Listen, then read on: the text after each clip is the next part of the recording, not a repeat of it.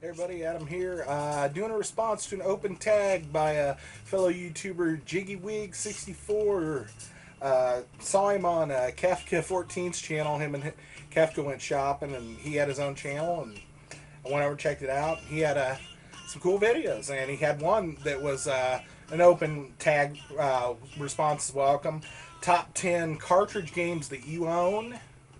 So it's just in your personal collection. What's your top 10 that you have, that you physically have on hand? So figure we tear into this, and it's an awesome tag idea. And before I dry out here, I have plenty of cartridge games, so let's get started. Number 10, it's a Sega Genesis game.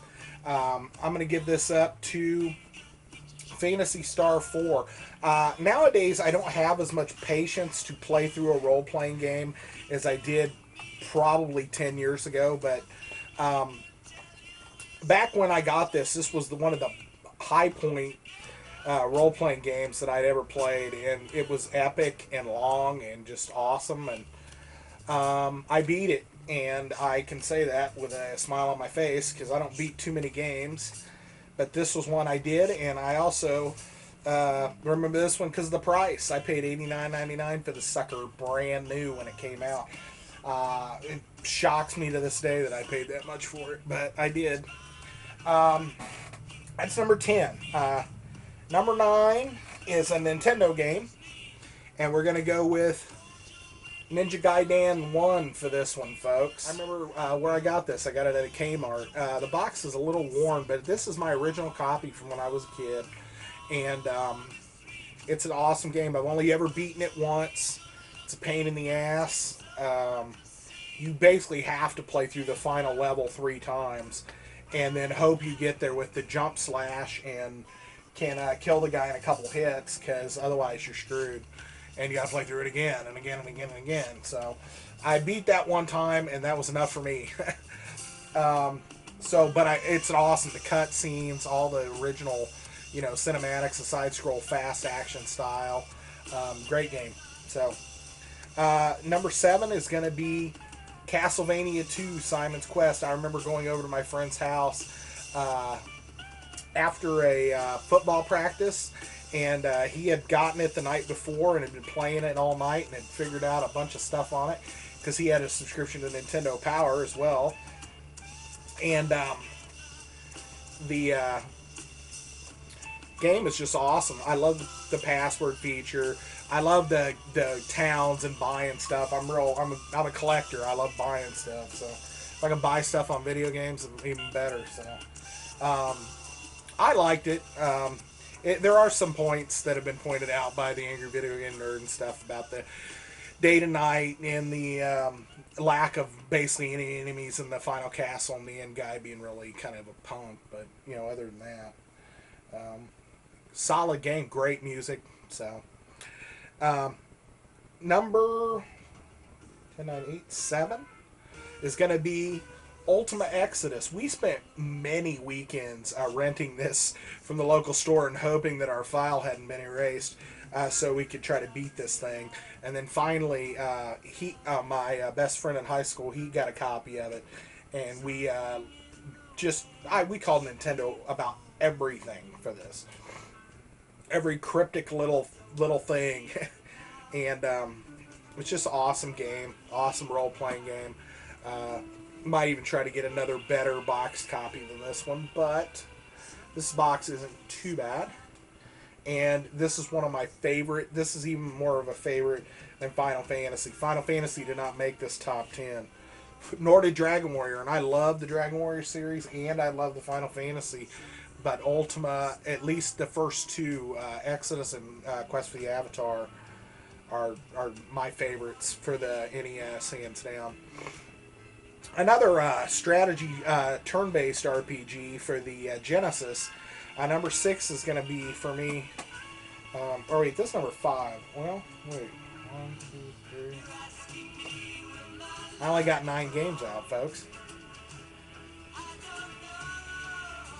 That sucks. Okay, we're doing a top 9 because I didn't get 10 games out. I only got 9. So this is number 5. and it's Shining Force. And this game is awesome. I remember buying it.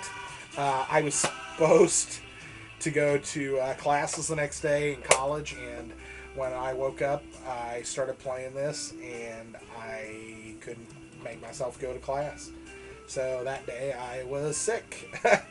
And I played through this. It was so epic. I loved it. I got the Shining Force CD when it came out. I did not get Shining Force 2, surprisingly. I think it's because I bought Shining Force CD, and I was more buying for the Sega CD at that point.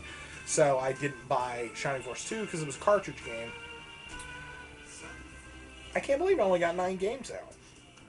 Okay, number 6 in my odyssey of 9, since I didn't pick 10, would be the original Legend of Zelda, folks. This game, I love it. I can play through it in a matter of a couple hours. I can play from the beginning through to the end. I'm sure most people can. I mean, it's not super difficult. That's what makes it fun. You can dive in, you can play it. It's not super hard. You can get through it in a couple hours, and you had a good time. It's got a lot of good memories. Just an awesome game.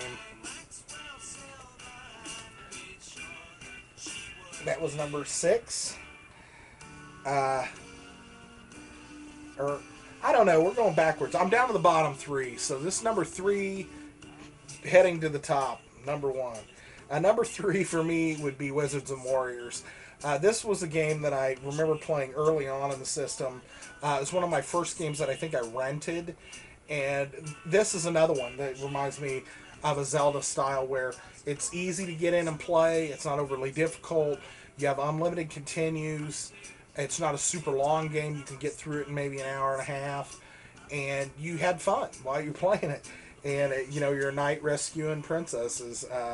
So there's nothing more to really be said about it, except it's an awesome game. I'll always endorse Wizards and Warriors. Guess what my bottom 2 are, or top 2. Number 2 would be the original Metroid for the Nintendo. This was one of the ones that really, really psyched me up for the system. I'm so happy to have this copy. I can't believe I found it for $17 online, complete in the box, and the box is in stellar condition. So I even went as far as to take the shrink wrap off of another game that I had shrink wrap on and put it on this one just to keep this in best possible shape. Okay, number 9, you got it. I know older school gamers got it. My number 1 favorite cartridge game that I own is Super Metroid. This game is the complete package for an action game. The difficulty's just right. The length is just right. The save feature is awesome to have. And that's one thing with the original Metroid. The codes are fine, but it would have been nice to have battery in it. You know, but then you'd have to be dealing with swapping those batteries out of it nowadays, probably. But this game had everything. It was just awesome. Awesome game. So this would be my number 1 that I own, and it's the one I bought with my NES or Super NES when I bought it. So that's my top 9, 10. And thanks to Jiggywig for the question and open tag. I think it's pretty cool. So any responses can go to him. I'll leave his link below. Go check out jiggywigg64's channel, and if you dig it, sub him. So I did. It's cool. So I'm out of here, folks. I'll talk to you later, and hopefully I can get this in 10 minutes. So see you later.